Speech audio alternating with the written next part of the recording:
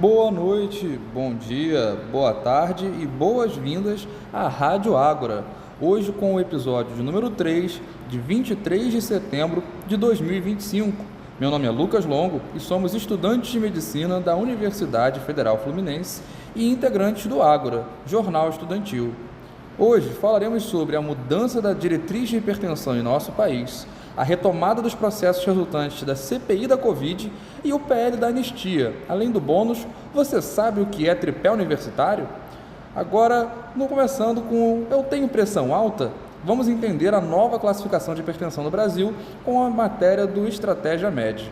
A Diretriz Brasileira de Hipertensão Arterial de 2025, elaborada pela Sociedade Brasileira de Cardiologia em parceria com as sociedades de Nefrologia e Hipertensão, alterou a classificação da pressão arterial.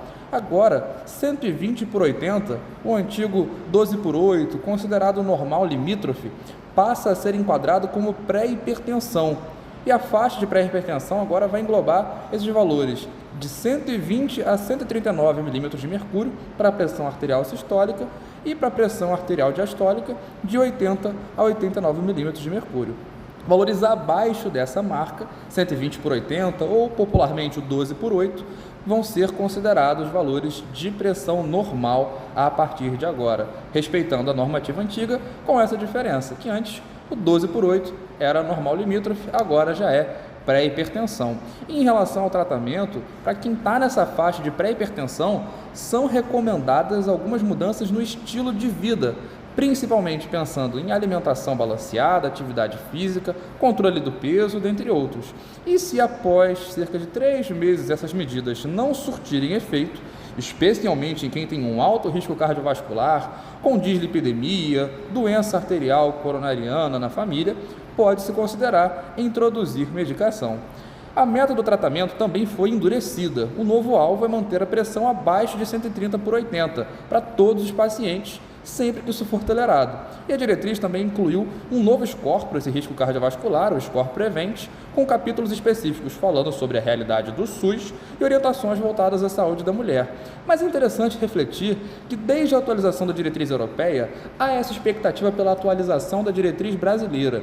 Mas na questão das determinações sociais no processo de saúde e doença, desse contexto da doença, da hipertensão arterial, é muito importante não perder de vista os aspectos sociais que envolvem, desde a alta prevalência relacionada às condições de vida mais extenuantes, que dificultam também o controle desse acometimento, sendo necessário muitas vezes mais tempo de vida para que se possa desenvolver as atividades físicas para ajudar no controle e a perda de peso, além de uma alimentação balanceada não necessariamente ser economicamente muito acessível.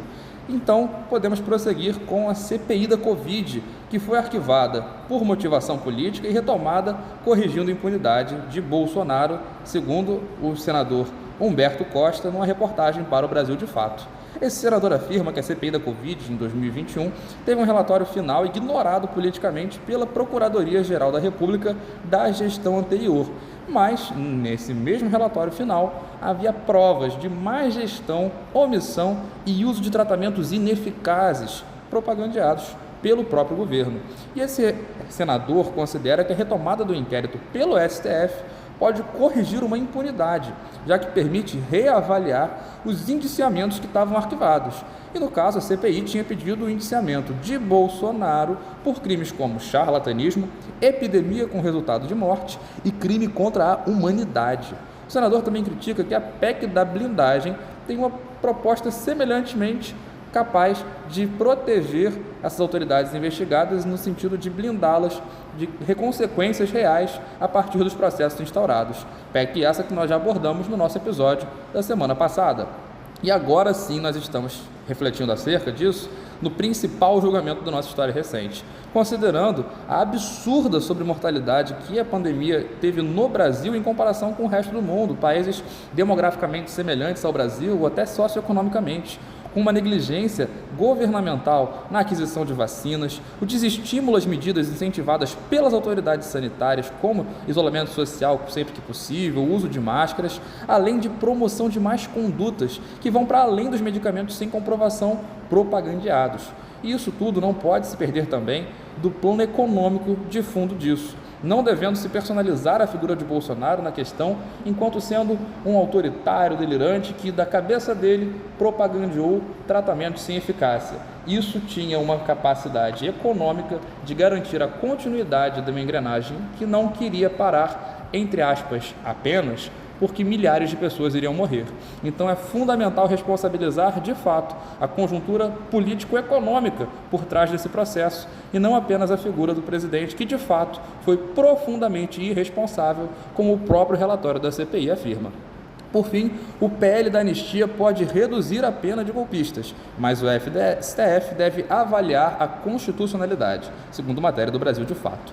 O projeto de lei PL da anistia, que também agora está sendo chamado de PL da dosimetria, tem o objetivo de reduzir as penas de quem foi condenado por tentativa de golpe de Estado, em vez de conceder uma anistia pura e simples.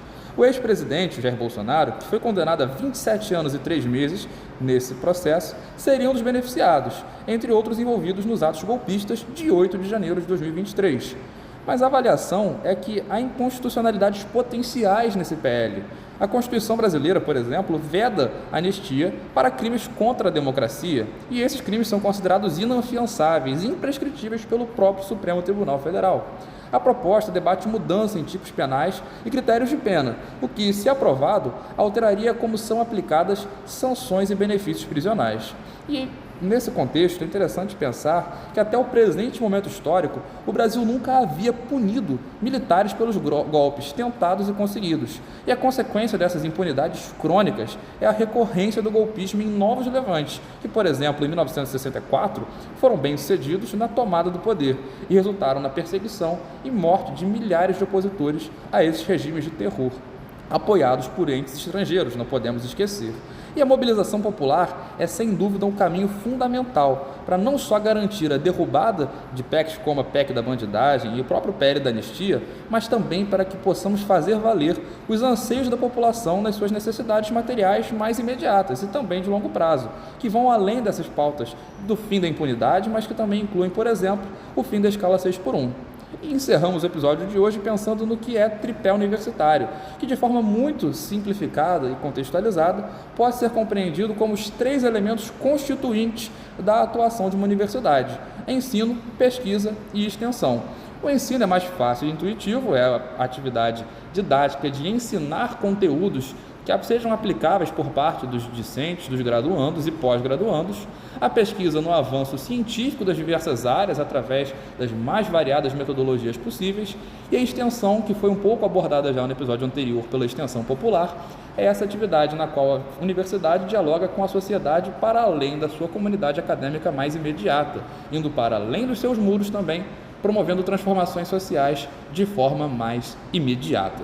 Então, é isso, nós agradecemos a todos que participaram da construção desse episódio e, de modo especial, também queremos ressaltar, enquanto um podcast que faz parte do contexto da medicina UF, que esse tripé universitário do nosso curso é totalmente curricularizado. O que nós devemos sempre visar é a melhoria desses processos, sempre com o feedback nessas etapas avaliativas. Muito obrigado e até a próxima!